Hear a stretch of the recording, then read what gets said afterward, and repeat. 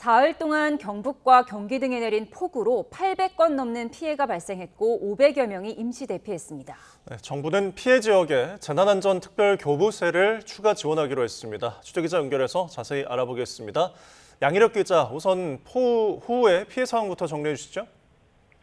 오늘 새벽 6시 중앙재난안전대책본부가 집계한 피해 현황입니다. 지난 17일부터 오늘까지 사흘 동안 주택과 도로 256곳이 침수됐고 572곳에서 토사와 낙석 피해가 발생한 등 비 피해가 828건에 달했습니다.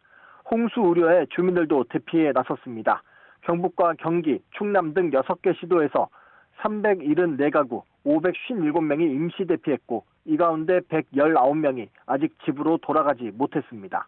경북 의성과 안동 등 8개 지역에선 300여 가구의 전기 공급이 한때 끊겼고 두 곳은 통신이 잠시 끊기기도 했습니다.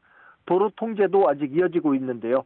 경북 봉화군 국도 88호선 서백에서 영월 구간에 토사가 흘러내리고 나무가 부러져 교통이 통제되고 있고요. 강원도 영월군 국도 31호선 녹전교차로에서 어평제 구간 역시 낙석 제거 작업으로 차량 통행이 어렵습니다. 팔공산과 태백산 등 5개 국립공원 61개 구간 역시 등산객 통행이 제한되고 있습니다. 호우특보는 대부분 해제되고 충남 홍성 서부에만 남아있는 가운데 중대본의 대응체제는 당분간 유지됩니다. 네, 이렇게 피해가 잇따르면서 정부가 해당 지역에 재난안전특별교부세를 추가 지원하기로 했죠. 그렇습니다. 행정안전부는 집중호우로 피해가 큰 경기와 강원, 경북 등 3개 지역에 재난안전특별교부세를 지원한다고 밝혔습니다. 앞서 지난 7월 8일부터 10일까지 내린 집중호우로 피해를 입은 대전과 세종 등 6개 시도에 재난특교세 21억 원을 긴급 지원한 데 이어 두 번째인데요. 추가 지원 규모는 16억 원에 달합니다. 이번 지원은 피해 지역의 신속한 응급 복구와 함께 산사태 등 2차 피해 방지를 위한 선제적 조치로 결정됐습니다.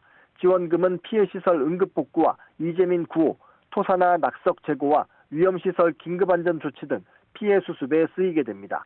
특히 대구와 경북 지역에는 이 같은 지원 외에도 폭염에 대응하기 위한 재난 구호 지원 사업비 1억 2천만 원도 지급합니다.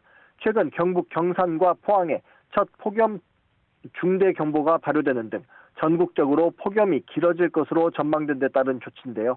사업비는 무더위 쉼터 냉방비 등 운영비와 취약계층 맞춤형 구호 물품 구입에 쓰일 예정입니다. 지금까지 중앙재난안전대책본부에서 YTN 양일혁입니다.